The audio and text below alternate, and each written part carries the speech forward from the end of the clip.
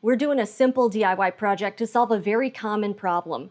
Welcome to the Sunshine Fashion Love channel. I'm Jen. We've all been there. You buy a new purse, and then you get home and realize the strap is either too long on you or too short. This is the GiGi New York Madison Crossbody. Really great little camera bag, and I got it off of eBay. So if you're a little bit nervous about doing this, I would recommend start off on a handbag that's fairly cheap. So if something goes wrong or you mess it up, you're not super upset about it.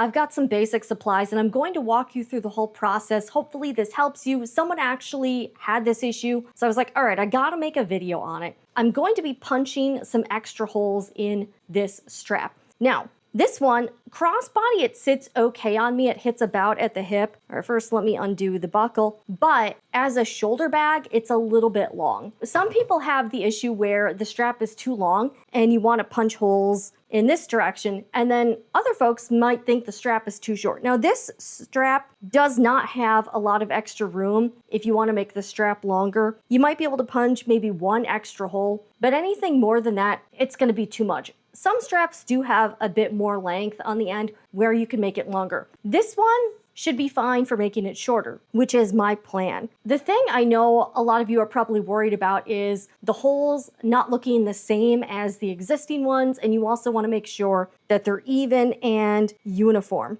In fact, these aren't all uniform. You can kind of see they're a little bit, these are actually not super consistent. One thing on this strap that's helpful is that you have this edge stitching on each side. The hole should be right in the middle. You can see on this one, it's a little bit off, and then here it's a little bit off. My goal is to get the holes to be consistent and look like they've always been there. So here are the supplies. By the way, I will link everything I'm using down below in the description box. They're pretty basic, like this leather hole punch I just got off of Amazon. And then I also have this little flexible plastic ruler here that I use for my craft room, sewing room, some painter's tape, and I'm gonna show you why I have that in a second. And then I just have a marking pen here. Now this hole punch is fairly easy to use. So it does come with this little guard here to keep it closed. All right, so we're gonna take this out. How this works is you kind of just manually press down on it, and it works on leather, vinyl, different types of fabric. I've used it for all sorts of stuff, and it has several different sizes. So you can see I can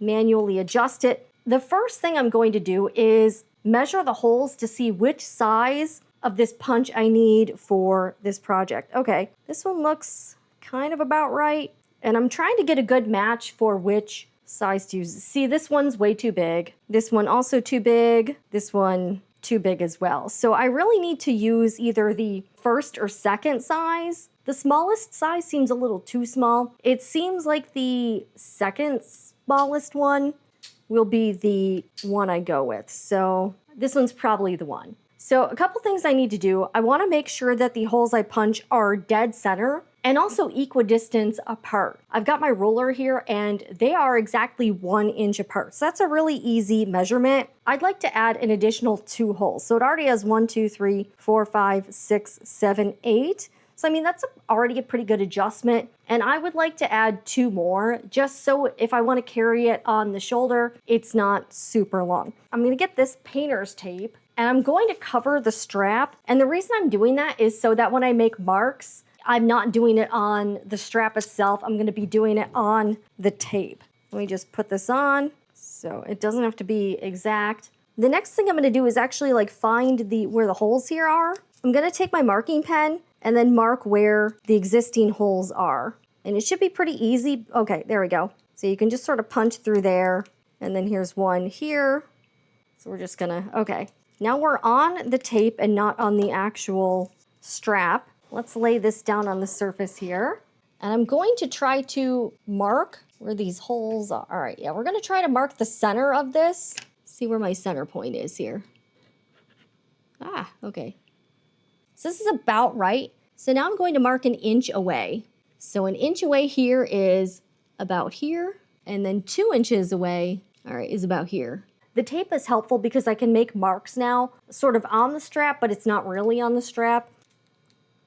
I'm pretty much dead center here and right on the mark. So now all I have to do is punch the hole and just squeeze this real hard and see, you heard it click. All right, that seems fairly accurate. All right, let's do the second one now.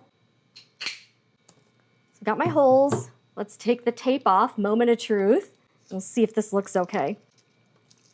That looks pretty good. And I know you're like, okay, there's something stuck in here. This should be pretty easy to get out. If you have something stuck in the hole, just use something to like punch it out, like this. Actually, this didn't go through all the way. Now that I'm looking at it up close, the holes are actually a little bit small. So I'm gonna go to the next size up and we're gonna keep working on this. So yeah, we'll try one size up here. We'll do that. I'm actually glad I went smaller and not too big because you can always move up to a bigger hole size, but you obviously can't go in the other direction. We're gonna go back over this with the bigger size, but now that I don't have the tape on, it'll actually be a lot easier for me to get this completely centered. So it should be very easy. All right, here we go. So you heard the snap. Let's see here. Yeah, it did go through. This punch size matches a little bit better. Let's go to the next one. But you can see how easy this tool is to use.